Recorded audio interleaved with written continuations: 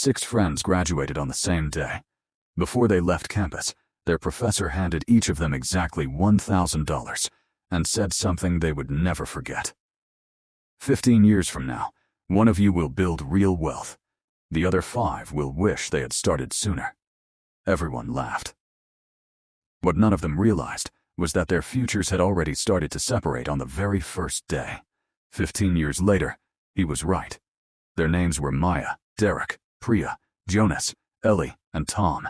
Best friends since freshman year at a small university outside Denver. They celebrated that night with pizza, laughing about what they'd do with the money. Nobody thought much of the professor's words. It was just $1,000. Derek spent his in 6 weeks: a laptop, concert tickets, a weekend trip. Tom used his to build a personal brand, buying clothes and gadgets he thought would help him impress employers. Ellie put hers toward a credit card balance she'd quietly built up in college, which felt responsible, but she kept using the card the same way after. Jonas tried to turn his $1,000 into $10,000 by trading a trending cryptocurrency his roommate swore was about to explode. Within 3 months, it was worth $200. Priya did something different.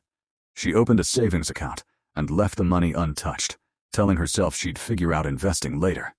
Later never came. And then there was Maya. Maya didn't have a special job or a finance degree. She worked as a dental hygienist, earning a modest, steady paycheck.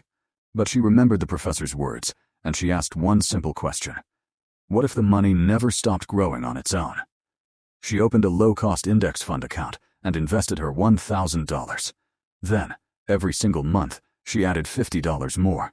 She cut her streaming subscriptions, cooked at home more, and treated it like a bill she couldn't skip. For the first 2 years, nothing exciting happened. Her friends teased her gently.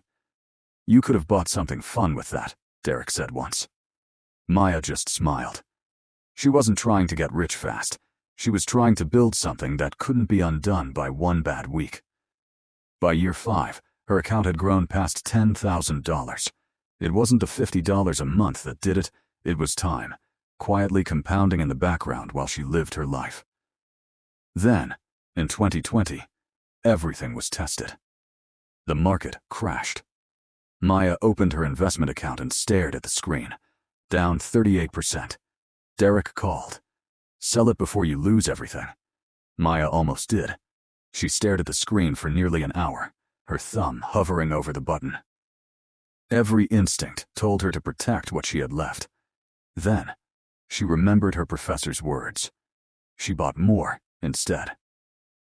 As her career grew, Maya kept raising her own bar. Every time she got a promotion, she increased her monthly investment before she increased her spending. By her mid-30s, she was investing over $500 a month. By her late 30s, that number had climbed past $2,000. She never tried to get rich overnight, she simply kept increasing the amount, and stayed invested through every crash, every dip, every sell now headline. Meanwhile, the group's paths had scattered. Derek still owned the gaming console he'd bought all those years ago. But it wasn't worth even 10% of what he'd paid for it. Jonas kept chasing the next big opportunity, the next trend, the next sure thing. He somehow always arrived one day too late. Priya thought waiting was the safe choice. She never realized that waiting has a cost too. Ellie finally paid off her debt in her early 30s smart. But a few years later, she slid back into it. Paying off debt was smart. Going back into debt wasn't. And Tom learned, slowly and expensively, that looking successful turned out to cost far more than actually becoming successful. At their 15-year reunion, the 6 friends sat around the same kind of table they had in college. Someone brought up the professor's old challenge as a joke. Tom smiled. "Okay, Maya. Tell us. How much is it worth now?" Maya unlocked her phone, placed it quietly on the table, and turned it around.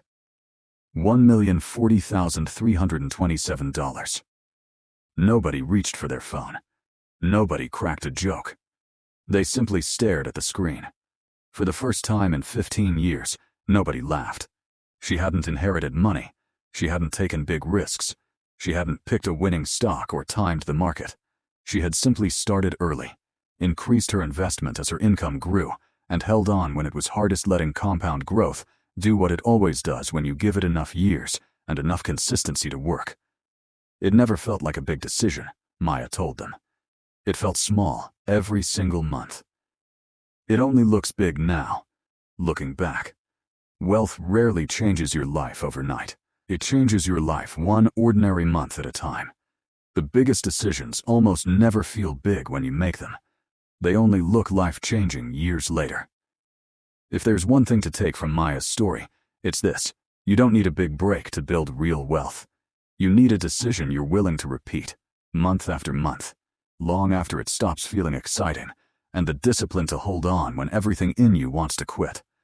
Because the most powerful force in personal finance was never a lucky trade. It was time, patience, and consistency quietly compounding, whether you're watching or not. The next 15 years will pass, whether you invest or not.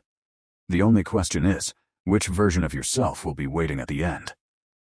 If you were given the same $1,000 today, what would you do differently?